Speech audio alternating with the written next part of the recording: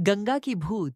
गंगा नदी के किनारे स्थित एक छोटे से गांव में एक पुरानी टूटी फूटी हवेली थी। गांव वाले कहते थे कि वह हवेली अभिशप्त है। लोग दावा करते थे कि रात के समय वहां से किसी औरत के रोने की आवाजें आती हैं। गांव के बुजुर्ग बताते थे कि बरसों पहले गंगा के किनारे रहने वाली एक लड़की रमा अपनी सुंदरता और दयालुता के लिए प्रसिद्ध थी। वह हर दिन गंगा किनारे पूजा करने जाती थी। लेकिन एक दिन गांव के एक लालची जमींदार ने उसकी सुंदरता पर बुरी नजर डाली। उसने रमा को अपने हवेली में बुलाकर धोखे से उसे मार डाला और उसकी लाश गंगा में फेंक दी। उस दिन के बाद से हवेली में अजीब घटनाएं होने लगीं। रात के समय वहां कोई जाता तो वापस नहीं लौटता। गांव वालों ने उस जगह को भूतिया हवेली कहना शुरू कर दिया। एक दिन चार दोस्त राहुल, मोहन, दीपा और संजय, जो शहर से गांव घूमने आए थे, उन्होंने इस कहानी को चुनौती देने का फैसला किया। उन्होंने तय किया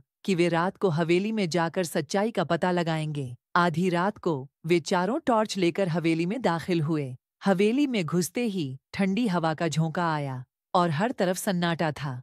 दीवारों पर लगी पुरानी तस्वीरें मानो उन्हें घूर रही थीं। अचानक एक कमरे से रमा की रोने की आवाज आई।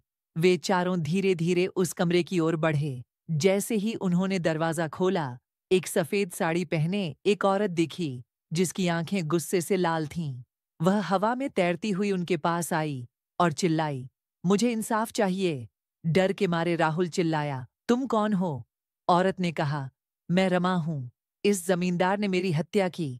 मेरी आत्मा तब तक शांति नहीं पाएगी जब तक उसे सजा नहीं मिलती। चारों दोस्तों ने गांव जाकर लोगों को पूरी कहानी सुनाई। गांव वालों ने जमींदार की सच्चाई उजागर की और उसकी हवेली को पूरी तरह से नष्ट कर दिया।